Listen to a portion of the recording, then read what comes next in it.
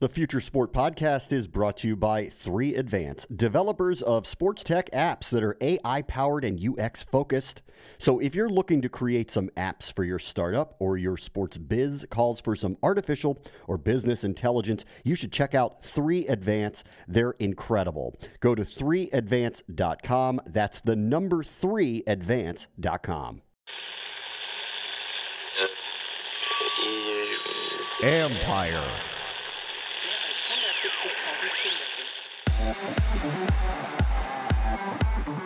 Do players really need to manage the load? He became faster. He became more of a shooting, became more of athletic. If you're not athletic, you can't play, or you're not going to be as used. Back in the days, even if you weren't jumping, it didn't matter. As long as you'd be able to clog the lane, get for a rebound, that's it. That's sports scientist Juan Delgado from the New York Sports Science Lab, where there's no controversy over the NBA's PR issue of players who won't play 82 games. This is the Future Sport Podcast. I'm Bram Weinstein.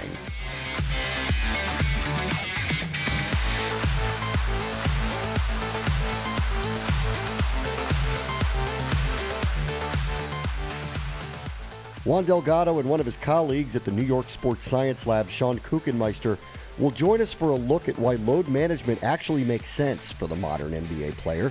Plus, they're going to weigh in on a number of new training techniques for all disciplines where the load always needs to be managed. But first, the future is now with a wearable that can no longer simply be called goggles.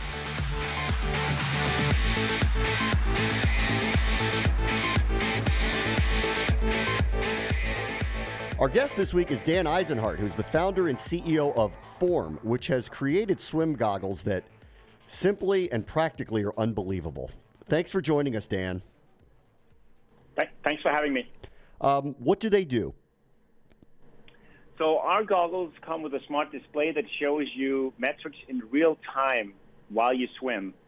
And that's unprecedented because up until today, you've had to rely either on your gut, your instinct, or maybe a wristwatch, which you can't, of course, look at while you're swimming.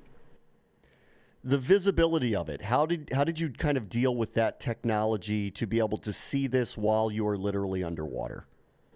So that's the tricky part. So we've used a custom waveguide, as we call it. So we were able to guide the light from our display through a lens and some mirrors and then display it to the wearer in an unobtrusive way that's augmented. So you're seeing whatever we want to show the user, you're seeing that sort of overlaid on reality in the pool, but you're still able to see everything around you. So that is the tricky part of the display, and we come with some experience having done that for other products in other sports with a previous company that I was involved in. Can you give me some examples? What were the other sports where you were able to use the similar technology? So the background for this company is actually a company called Recon Instruments, which I founded back in 2008. And that company was founded on the basis of the same idea as Form. It was basically the idea of being able to deliver real-time metrics for swimming. But back then, we found out it was not possible to really deliver on that vision, given the sort of the maturity of the technology at the time. So we pivoted, so to speak, very early on into skiing.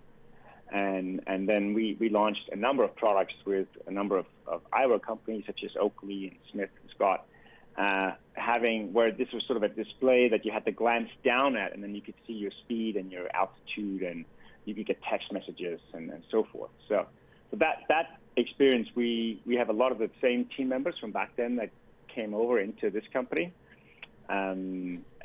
which has given us that deep expertise, domain expertise, if you will, in AR. I forgot to mention, we actually also managed to launch a product for cycling, which was a smart class called Recon Jet, which was the same principle, just on a pair of sunglasses. But we were purchased by Intel shortly after that. I got to tell you, if my 10-year-old daughter was answering a text message while going down a black diamond, I'd be a little upset about it. Yeah, I think the answering part was something you had to stop to get. But often what happens when you're on the ski hill is that you're getting a text and you don't know because your phone is in your pocket. Yeah. And then you're supposed to meet somebody, 30 minutes ago. So that was more the notion of getting that information when you needed it And so it's a very practical and also fun and entertaining way to use AR. But I think this product that we have now is obviously, I think the value proposition is sort of night and day because you have nothing yet you require to access your metrics in real time. And swimming is, winning and losing, if you're looking at the competitive segments, is determined by hundredths of a second. And yet you have no access to even just the timing of your intervals, for example, during a practice while you swim. Since you're bringing up the competition side of this, do you think this will ever be allowed in sanctioned competitions? I don't think it will, at least not in the near term. In competition, there are very strict rules around what you can even communicate to your swimmer as a coach. You're not allowed to indicate the time during a race. So you're not even able to see any kind of timer during the race. And plus, at the race, once you show up on race day, you've spent 99.9% of your time training in a pool for that day, and you're just focused on going as fast as you can. So there's very little you can do on the day. I think with additional technology, it's almost the opposite. Like that, you have to kind of rely on your training and the fact, and you've done proper preparation. I mean, it's interesting. It might have the unintended consequence if a literal Olympic swimmer was going slower than they thought they were going, how that would affect them. That's really it's amazing if they actually had that information in real time. Yeah, it would be. I think there is a time for that. You could really dumb it down and give you very simple, specific things where you could sort of say, okay, if you have to hit a certain time, you'd get prompted if you're just, let's say half a second behind that time. I think you're right. That would probably prompt you to go faster for that last bit. But that's also, I guess, part of the charm of the sport there, that you've got a little bit of unknown. You have to sort of rely on the athlete in the moment. So I think that there's something to be said about that as well for race day. You were a competitive swimmer, right? This is in your background? Yes, I come from a family of swimmers, actually, all the way back to my grandfather, who won a river crossing back in the 1920s. And then since then, all my uncles, my dad, and my brother, we've been swimmers. So I was not Olympic level, but swam in Denmark where I grew up at a national level, and also swam in the U.S. in college. So I know how it's like to be on a team and train, twice a day, get up at 5:30 in the morning for your 2-hour practice, and I know how lonely an existence it is to be in that pool without anything. You're just looking at the bottom of the pool while you're swimming. It's really inefficient. So what was the transition for you? How did you end up getting into technology, and specifically for athletes? Yeah, so this started back in 2006. I was doing an MBA. So I'm an engineer, a mechanical engineer. That was my background. And then I went and did an MBA in 2005 in Australia, of all places. And there I was offered an exchange program spot in Vancouver, British Columbia. So off I went to British Columbia. I chose entrepreneurship as one of my courses. And the first thing I had to do was get up and pitch an idea that I was passionate about. And I frankly came up with this idea on the same day. I was sort of breaking my mind for ideas, and I couldn't come up with anything. And then I realized, well, what am I passionate about? I'm passionate about swimming, and I have always had this annoyance with lack of real-time information in swimming. So I pitched this idea back in 2006, got a team together, a project together, and that's when, already doing that project on the MBA, we sort of thought, okay, this is probably too difficult to pull off as a first product, the swimming goggles. So we already started looking into skiing goggles.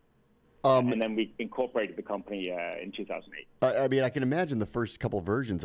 Was it the visibility? Was that the problem, that it impeded your vision too much to implement it? Do you know what? At that time in 2006, I guess the iPhone hadn't even come out yet. It was still early days in terms of sensing technology, and low power solutions on electronics. It was still early days. So just looking at the battery you needed and the bulk of the solution, the size of the components, and when you put all that together, we sort of ran the numbers and looked at the size of the goggles, and we're like, this might be getting a little bit too big.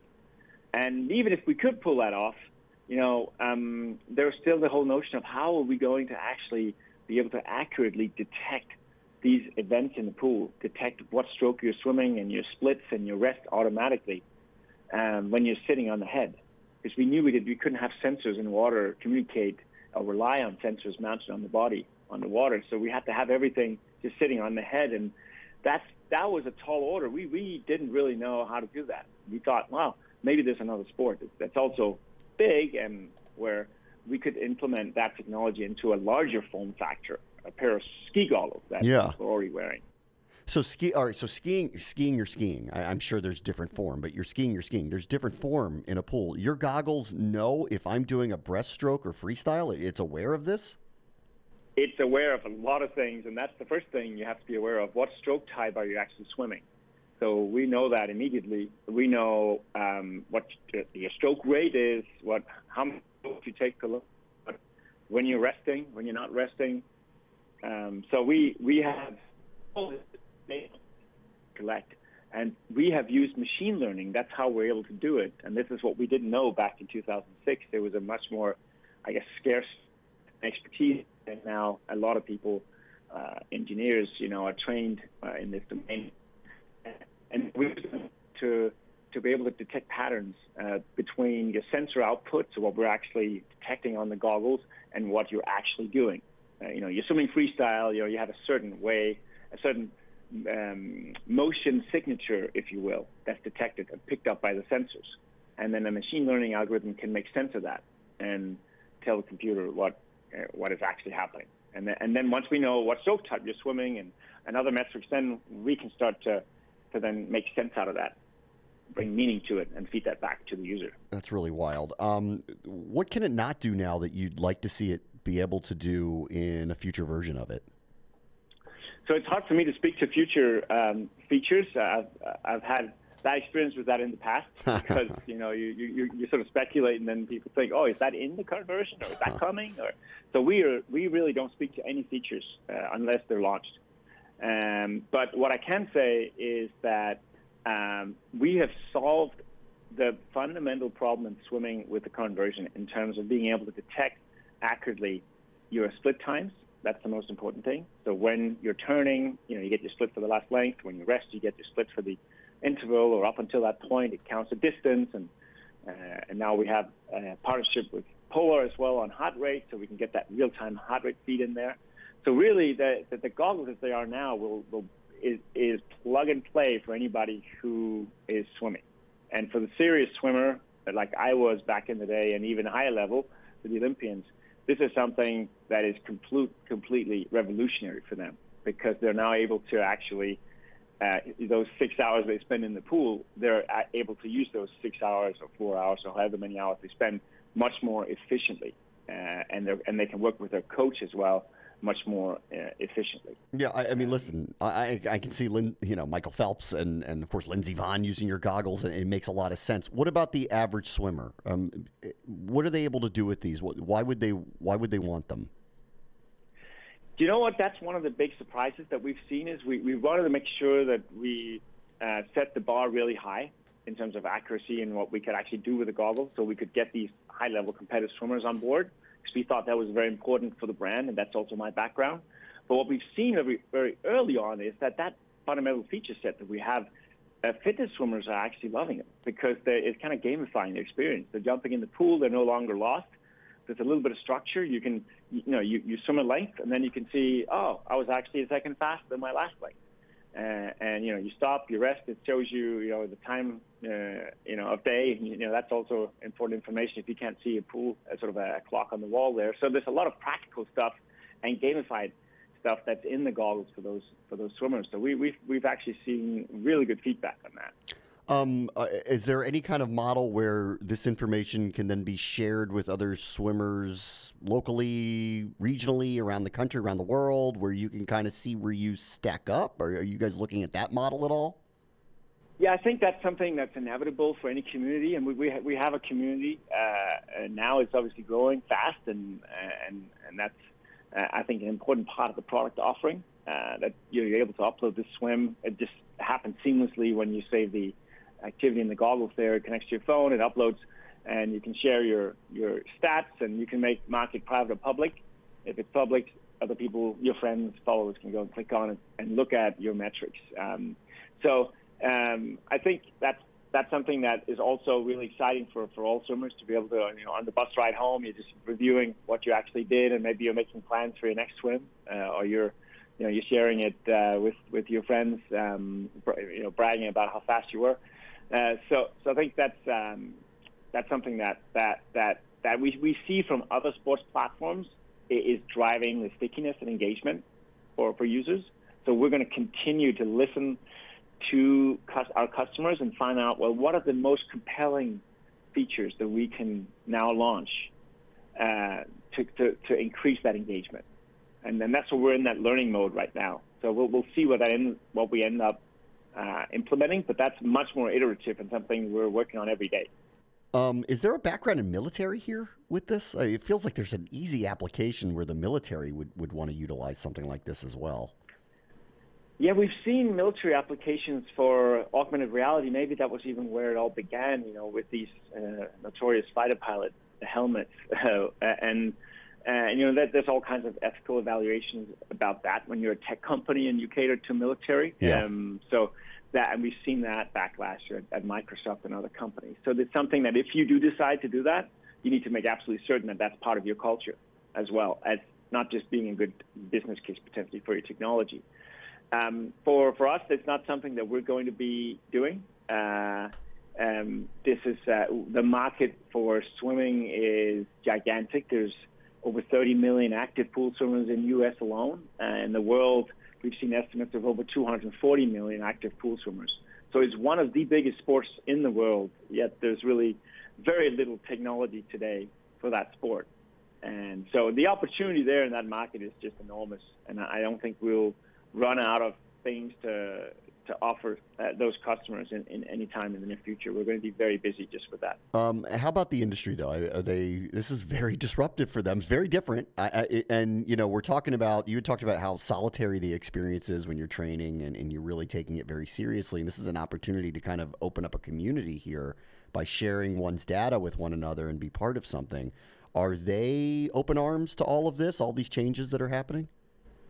You know what they are? We just came back from the World Clinic, Coach Clinic in Dallas. So all these elite coaches from all over the world assembled.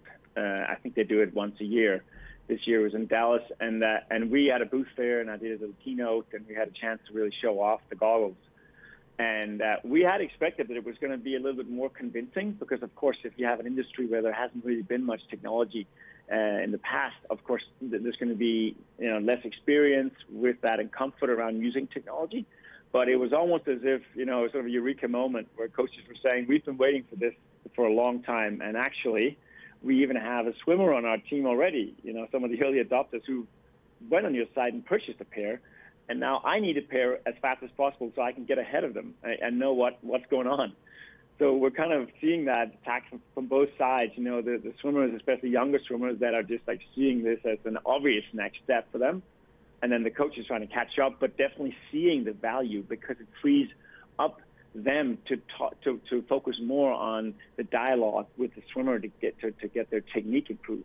Whereas today you have, coaches with 3 stopwatches around their necks, and they're just kind of trying to capture people's times, and maybe they'll communicate those times with a third of the swimmers, a third of the time, but nothing gets written down or captured. So every workout is kind of, every time you show up for the next workout, it's a complete reset. And during that time, it's hectic.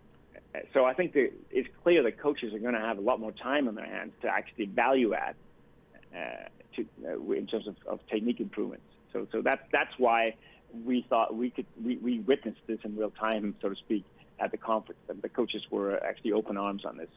They are really cool. I just encourage everyone to check them out. They're incredible. Dan Eisenhart is the founder and the CEO of Form. Thank you so much, Dan.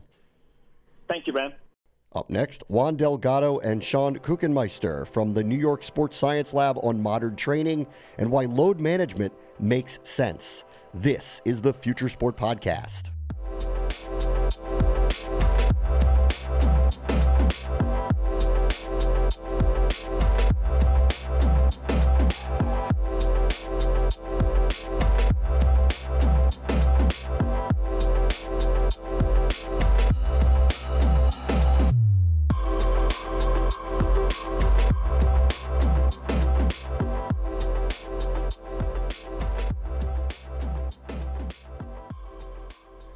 Let's check in with one of the modern sports science labs and how the training of top-tier athletes continues to evolve with Juan Delgado and Sean Kuechenmeister from the New York Sports Science Lab. Hi, guys. Thanks for joining us.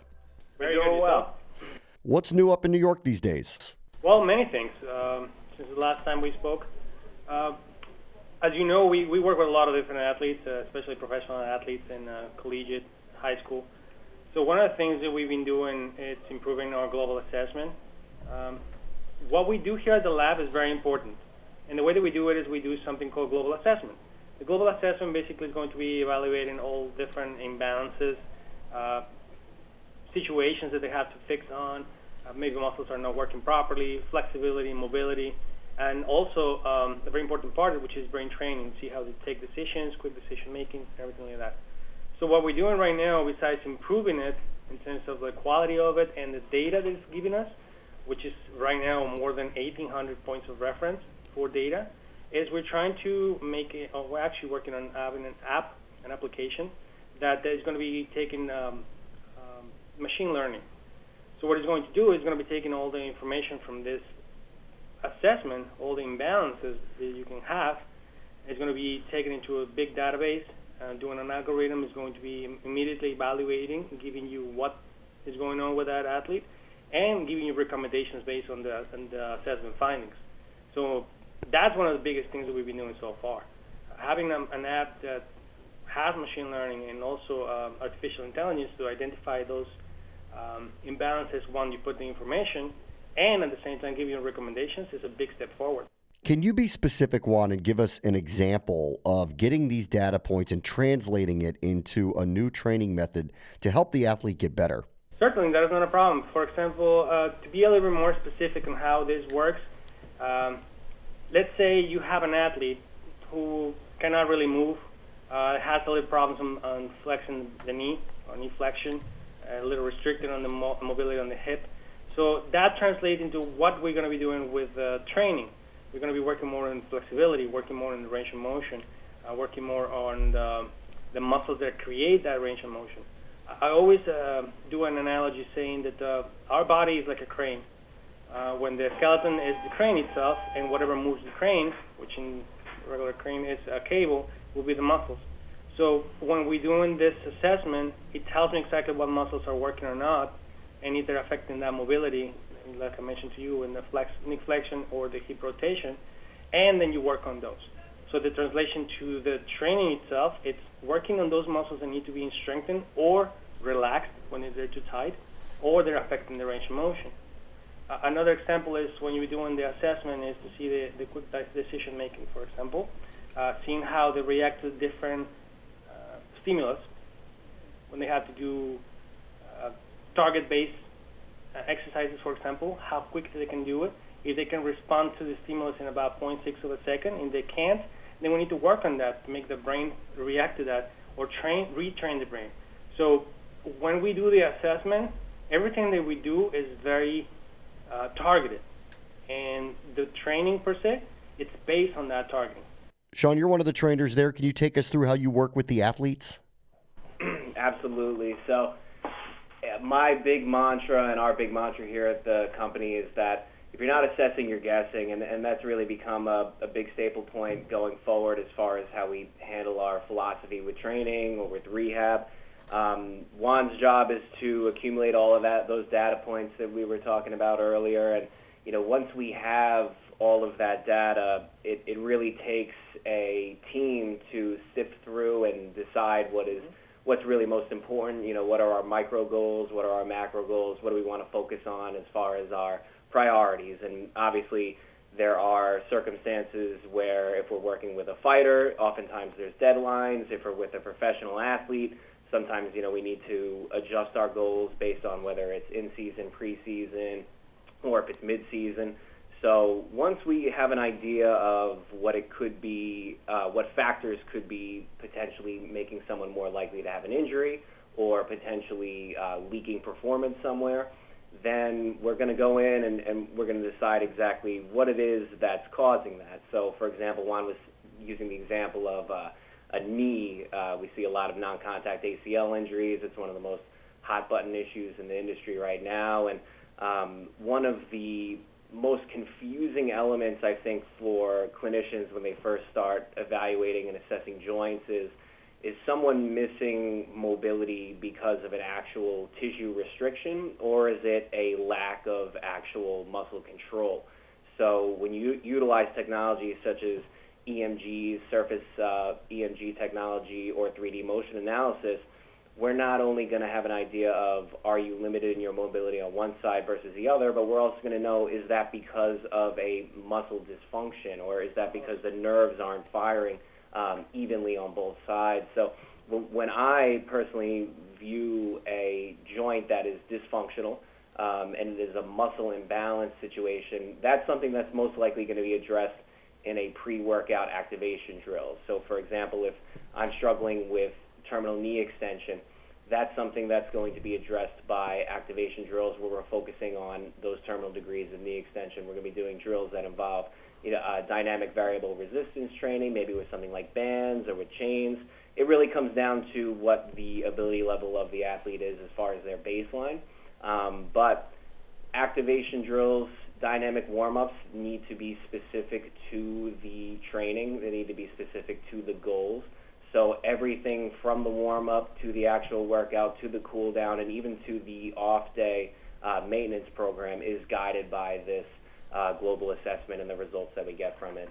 Through all of this, have you found some traditional methods that were actually detrimental to the success of an athlete? Absolutely.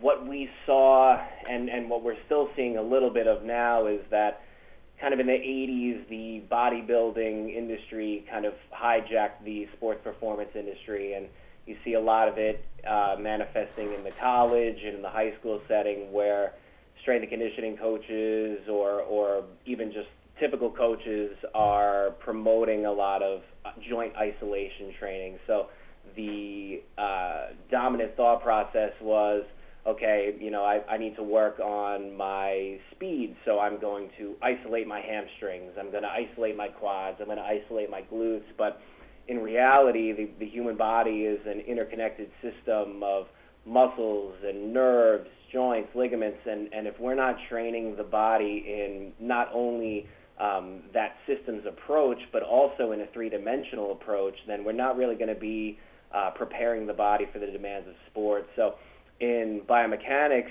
we're taught that we have three dimensions of movement. We've got the sagittal plane in front and behind us. We've got the frontal plane side to side, and we've got the transverse plane where we're rotating. And when you look at a lot of these traditional strength and conditioning models, you see a lot of squatting, you see forward and reverse lunging, you see deadlifting, pushing and pressing, and the issue is most of those movements are very sagittal plane dominant.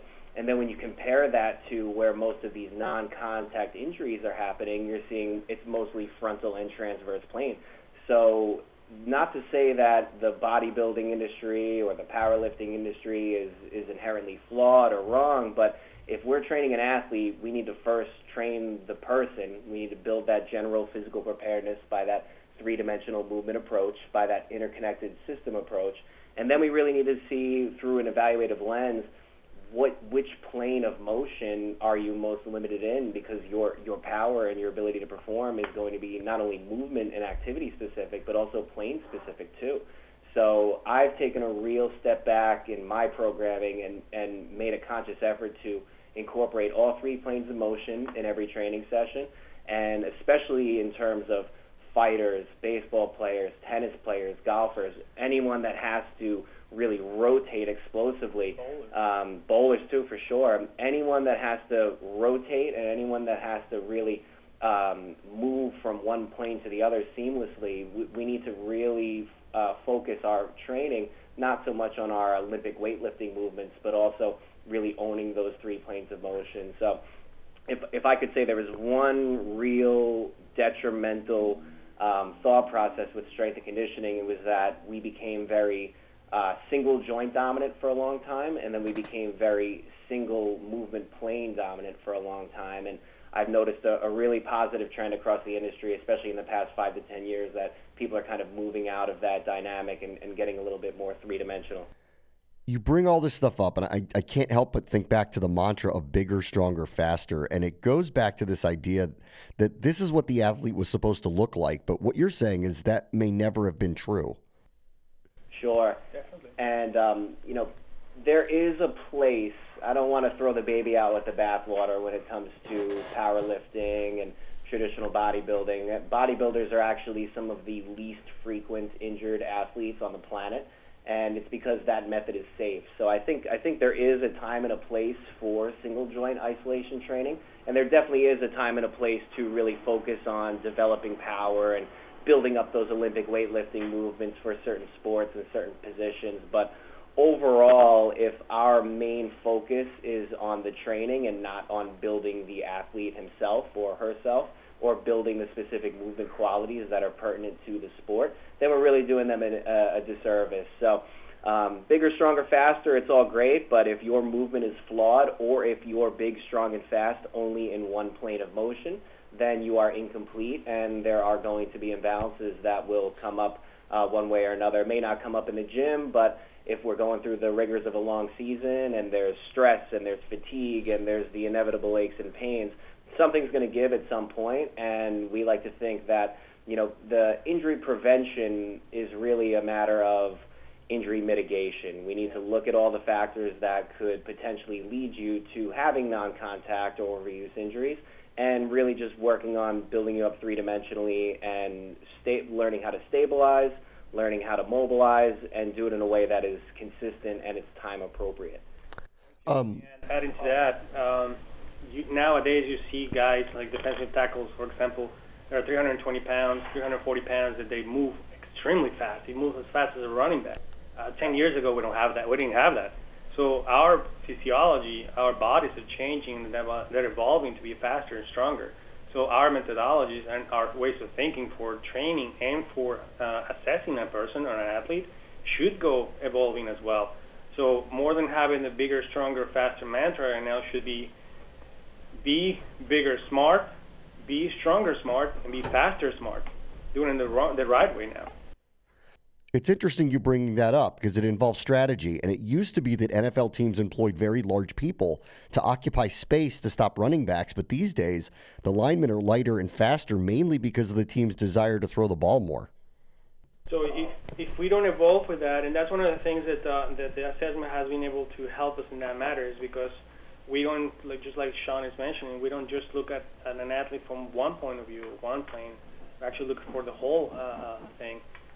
One assessment that the people used to do in general, like say functional movement, might not be enough anymore, because now you're looking to see 8 different directions for that body to move, back, front, left, right, forward, right. So there's a lot of different things you have to see. So the way that we do things with the assessment is we are able to see everything from different, more objective and more scientific point of view.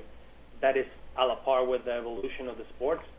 In all sports. And another thing that's really interesting too, Bram, to that point, is that you're saying athletes are becoming a little bit more, there's not so much defined body types for positions any longer. We're seeing a lot in the NFL, guys like Saquon Barkley, who are absolute, William, who are absolutely massive, and they're playing running back and they're running 40 times quicker than many wide receivers.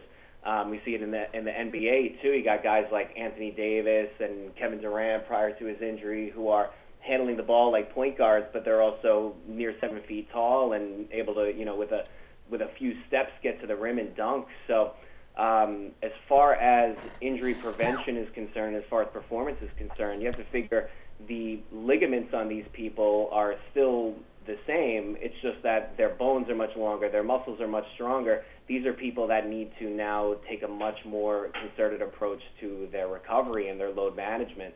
It's a very hot button issue right now in the industry, the load management across the NBA, and we're seeing it come up in the NFL too. Yeah. But realistically, these are people who are putting forces in their body like never before, and they're exposed to forces like never before. And if we want to prolong these athletes' career, we want to maximize their efficient time on the field or on the court, we're really going to have to take a targeted approach on how much load and how much stress we're putting into their bodies. So it's amazing how as advanced as the science gets, as advanced as the technology gets, it always brings us back to the basics. We need to optimize our sleep quality. We need to make sure we're taking in quality nutrients. We need to make sure we're hydrated, limiting our unnecessary stress, and making sure that the training is consistent with not just the sport, not just the activity, but also the individual and their needs.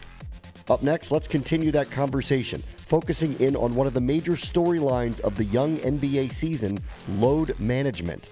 This is the Future Sport Podcast.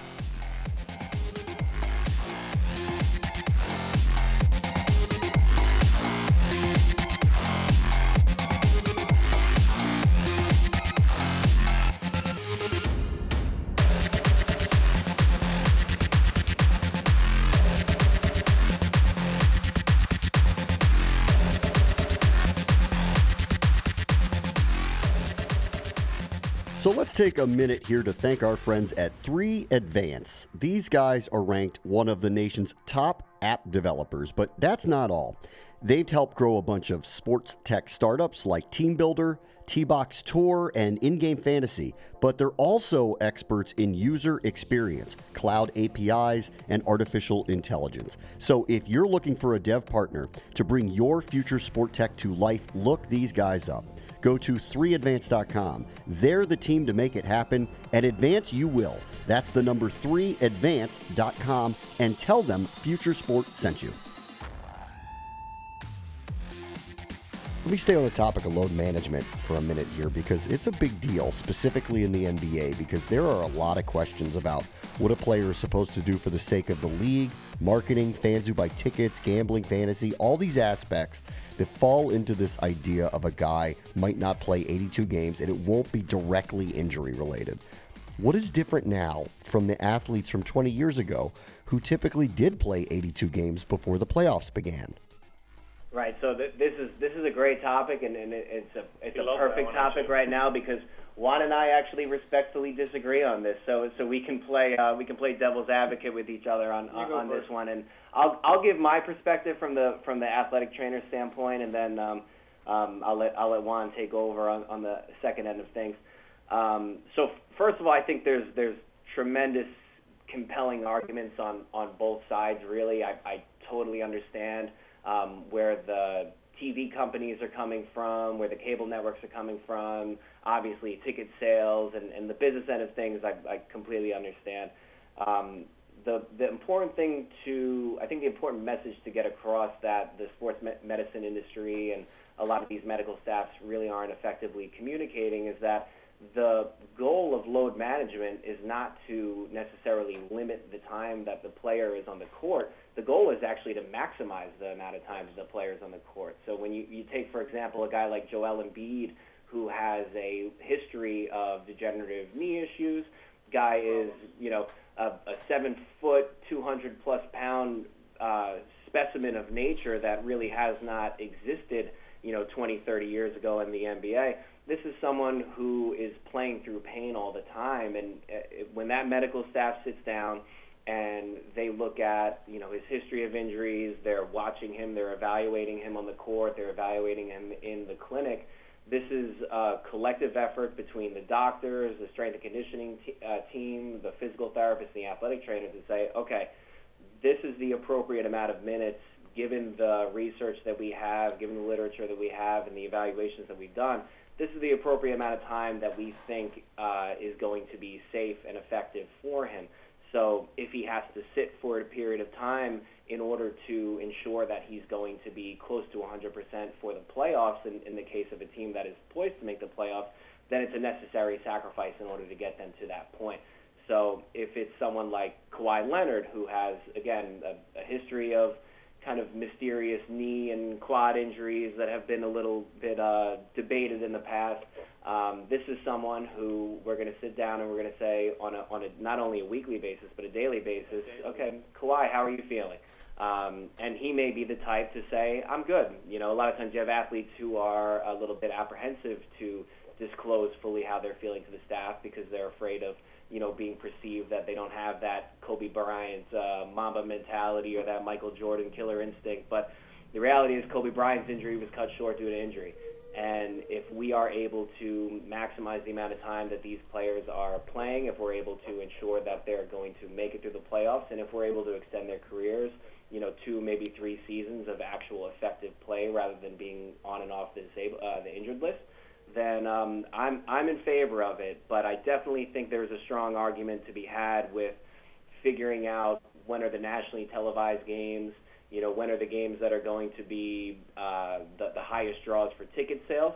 But I'll let Juan take over on playing devil's advocate with this argument. Oh, you make it very easy for me now.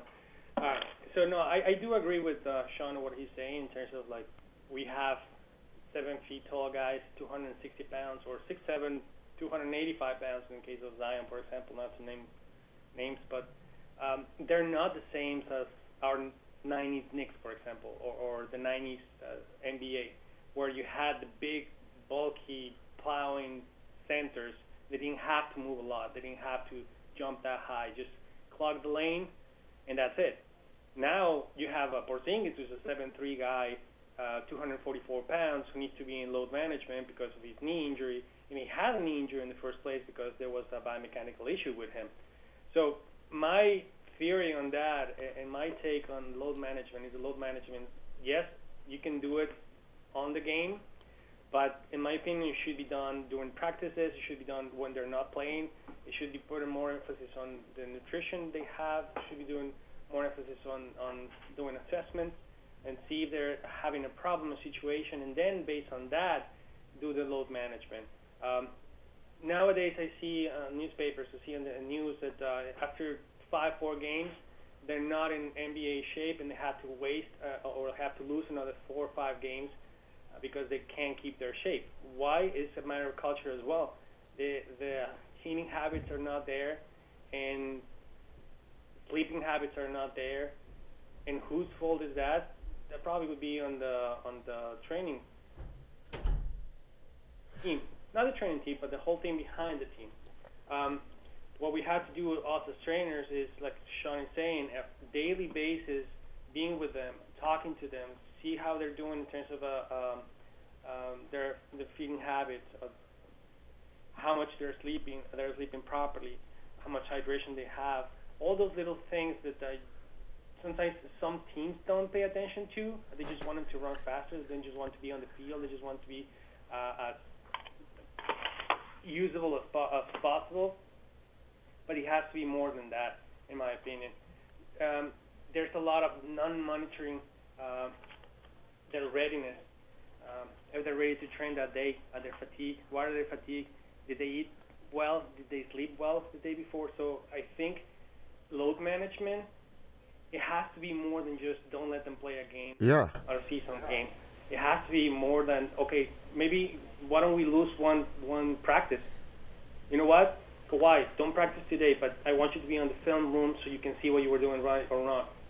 These guys have been playing for years basketball. They know how to play basketball. They know how to do the plays. If we can control the load management via the practices or before the games with readiness, with nutrition, with sleep, whatever it is, I think that's much, much better. Because I agree with Sean, it's a lot of money. It's a lot of money in the industry, both for the players, for the teams, for the owners, for the people that are betting on it, for the people that are watching TV on it, watching the games. So there's a lot of things that are happening. So if you don't have that game, or you don't go to that game, there's the only game that let's say the Mavericks coming on Thursday play the Knicks, even though Sean and I, we despair on teams because I'm a Nets fan. And it's the only time you're going to be able to see that athlete. And he doesn't play because he's on load management. Isn't that disappointing for the fans? There's so many financial aspects to this, though. I mean, Broadway actors have to take nights off, too, because they have rigorous schedules. But when they do it, it's explained to the audience and why they did it. And that industry seems to understand that you have this responsibility to be part of the event. So I think the NBA has to get their hands around this and find a happy medium. So let me bring up 2 parts that I hear from players. And one was from LeBron James, who said youth players are overtaxed, specifically by AAU hoops. Are you seeing that? Yeah, for sure, Bram, and this is not just specific to basketball. We're seeing a lot, especially in baseball these days too, where with the rising cost of college tuition, there's been a much greater emphasis from parents on their children to excel in a single sport, and that's had a few different effects that have actually, began well-intentioned but have had detrimental outcomes. And the first is it's led to early sports specificity. So we have young athletes. At one time, it wasn't uncommon in high school to be a 3-sport athlete. You had a sport in the fall, you had a sport in the winter, you had a sport in the spring. And by playing 3 different sports, especially as your body's developing, you're developing a well-rounded nervous system. You have a body that is capable of, again, playing in 3 planes of motion, doing variable tasks, and developing to not only jump but also run, sprint, cut, move in different directions. You had a well-nourished body in terms of movement. Now what we're having is, if I'm playing basketball, like you said, basketball season ends, what do? I'm going to my AAU season. Oh, I have showcases all summer. I'm traveling all over the country for different tryouts, different showcases and events. And when you're playing one sport all year round, especially as your body's developing and as you're growing, you're much more likely to develop those overuse conditions that typically you don't see until later on in life. So now we have these young players coming up with overuse conditions that typically aren't presented until you're older or later on in life. And then people who don't understand this end of things are saying, oh, well, why is a 24-year-old being load managed? It's because this person, even though they may be 24 years in age, their bodies are already degenerated to the point where they're in their 30s or 40s. So if there was one answer to this, it would be, you want athletes playing as many sports as possible. You want them being multi-sport athletes until at least 17, 18. That's when there's really that point of diminishing returns, because the body's developed. I think it was 80% of the athletes drafted in the 2018 NFL draft were multi-sport athletes in high school. So we know that this makes you a better athlete. There's literature to support that they're less likely to get injured. And overall, I think it helps maintain the love and the joy for the game. I know Juan can definitely speak to this too, but I've seen a lot of young athletes who are already looking at their sport like it's a job. And it's unfair, but it's a reality of higher education in this country at this point, and it's going to take a major change in the thought process and the ethos going forward. But there are a lot of factors here at play that are causing athletes to kind of burn out prematurely. And just to add to that, for example, I agree with him. There's a lot of kids, they're playing 5-6 games a day, and when you're just playing one sport, just like Sean is mentioning, your brain learns and only does certain biomechanics adjustments, right? So if you're just doing one sport, your brain's going to be used to just do certain movements. When you're doing different sports, there are different biomechanics. Your brain's going to be, okay, I can move forward, I can move backwards, I can move in different planes. I'm good with that. But when you're overdoing it with just one biomechanic aspect, you get overuse situations. Now, another thing with the AAU, and I agree with what LeBron is saying, and what people don't understand or don't see, is you see kids at 16 years old with ACLs already. Why? Because they're being not just overused, but they're being, how do you say that, Sean? They're being already in context. They have in their minds that they have to jump higher, that their careers depend on how high they jump. Well, but they don't even tell them how they're landing either. And I'm glad you, perfect segue. We had, our initial conversation was the bigger, stronger, faster. What we've seen in addition to the early sports specialization is that young athletes and the parents of the young athletes want their children to be trained the same way that LeBron James is training or the same way that Kawhi Leonard is training. But what they don't see is the years of foundational and prerequisite work that went into that.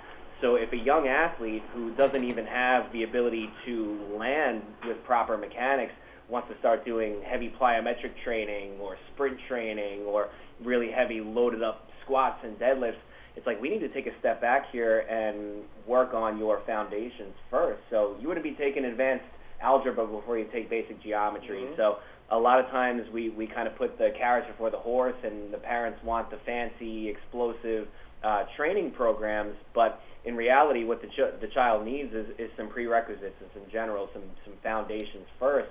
So what we've seen is a lot of coaches, a lot of trainers and therapists for a while kind of pivoted to this. They gave in for the sake of making money. It was, okay, we'll give you sports specificity. You know, we'll train your 15-year-old to be stronger, faster, more explosive. But what happened was a lot of these athletes built up the acceleration without building up the brakes. So they've got Ferrari engines with Toyota Camry brake systems, and when they go to land or they go to change directions or they go to rapidly decelerate, that's when we're seeing these ligaments give out because the muscles don't have that eccentric to concentric balance, or they're extremely built up only in one specific plane of motion. So early sports specificity, overuse conditions, and training for explosiveness and training for power before we have the basic foundational movements, the foundational abilities, are all contributing to an absolute epidemic of early injuries in our youth population today. All right, well, let me ask you this. For the NBA guys, let's say the league got rid of back-to-back games. Would that make a difference? I think that would definitely be a good start. I'm not sure how feasible it is with an 82 games and the amount of travel that they have. I think that's definitely a good start, but at the end of the day, we're still guessing at this point, right? I think as the industry evolves, one thing that we've started integrating in our programming is daily readiness testing, and we've had a lot of success with it with our satellite programs at various schools and athletic programs. So one thing that we do is we are assessing the resting heart rate of the athlete in addition to a few different strength and performance metrics, one of them being the force plate analysis. So we have established a baseline with this athlete in the off season as to what their consistent resting heart rate is. We know what their general numbers are when they're well rested in terms of force production, in terms of left-right ratio with their legs, and in terms of how well they load and explode. And if we notice that there's a significant drop-off or there's a deficit in one of these factors, then we're saying, okay, how did you sleep last night? Like Juan was saying, how did you eat? Did you go out and party last night? You know, are you stressed? Are you fighting with your significant other? So there are external factors that can affect someone's their readiness to perform or their body's ability to perform that are completely separate from whether or not they played 2 games in a row or they had a rough travel week. So I think as our wearable technologies advance, I think as our assessment measures advance and as the technology grows, we're going to get a much more scientific approach to determining when someone needs to be load managed, when someone needs to be rested. But I think we're still a few years off from really having the literature support that. So when they're traveling back-to-back, a good idea would be if they do back-to-backs, and it has to be against a team that is not as far. Because there's another aspect when they're traveling, the pressure applied in the cabins and the airplanes, that's going to be affecting your performance as well. Because you're not going to be able to sleep properly, you're not going to be able to work properly. The circulation is going to change when that pressure changes. You're going to be able to dehydrate over there as well. So it's a lot of different aspects, not just going into a bus and going on a plane and let's go next door or the next game. That's not how it is. Those factors affect a lot the way that the athlete is going to be performing. Even if they don't feel it. It's like, oh, I'm good. Or like I was listening to, like, I'm 19 years old. I can take it. Yes, but that doesn't mean it's not affecting your performance. Let's go back to the original question. What is different between Michael Jordan, Magic Johnson, Larry Bird, Isaiah Thomas, the greats of their time to now? Because maybe they did miss some games, but it felt like they did so where there was a literal injury that you could point to. So what is the difference between the stars of then to the stars of today? The demands of the game. I mean, like I said, and let's put it this way. Larry Bird, Magic Johnson, they were playing against guys that didn't have to run a lot. For example, in Magic Johnson's team, you had James Worthy, you have Aaron Scott, right? And you have Kareem Abdul-Jabbar, who didn't run a lot.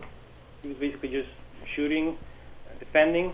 So the dynamics were different. Now you have 7 feet tall guys running the floor at top speed, so they need to be more agile. They need to have more, the demands are bigger for them, so their bodies have to respond in a different way. LeBron James is a 60 pounds, 6'8" guy who runs like a point guard. Name me one player like that in the 90s and the 80s. Yeah. Besides Anthony Mason. See, the sport changed. It became faster. It became more of a shooting, became more of athletic. If you're not athletic, you can't play, or you're not going to be as useful as you would be. Back in the days, even if you weren't jumping, it didn't matter. As long as you be able to clog the lane, get for a rebound, and that's it. And it's also important to remember, too, we have a psychological bias toward the athletes that were successful, but let's say that these measures were being taken in the 90s and 80s to preserve certain athletes. How many potential great athletes did we potentially miss out on because of injuries and because of avoidable overuse conditions? So, you know, guys like Larry Bird, Michael Jordan, Patrick Ewing, you know, they flourished in their times, but there could have been, and there likely were, many athletes whose careers were cut short because they were not load managed appropriately, they were not rehabbed appropriately, and they didn't take those recovery measures. And also, too, who's not to say that their careers could not have also been prolonged or potentially even enhanced had they not taken those measures. So, you know, we can point to certain edge cases where people were successful and they did have longevity, but I would be really interested to look into the data and see how many people's injuries or how many people's careers were cut short because of injuries that could have potentially been avoided or mitigated. For example, Bernard King, just to name one, he was a great athlete during that time, and what happened to him? He got injured. His knee blew up, and he wasn't the same. There's about like 15 other topics I wanted to talk to you guys about, but this is a huge thing in the news, so I'd like to catch up with you guys again soon. Certainly, anytime you want. Great. Juan Delgado and Sean Kuechenmeister of the New York Sports Science Lab. Thank you both. Thank you. Always. Thank you very much. That will do it for us this week. As always, the future is now. This is the Future Sport Podcast. I'm Bram Weinstein. The Future Sport Podcast is brought to you by 3Advance, developers of sports tech apps that are AI-powered and UX-focused. So if you're looking to create some apps for your startup or your sports biz calls for some artificial or business intelligence, you should check out 3Advance. They're incredible. Go to 3advance.com. That's the number 3advance.com.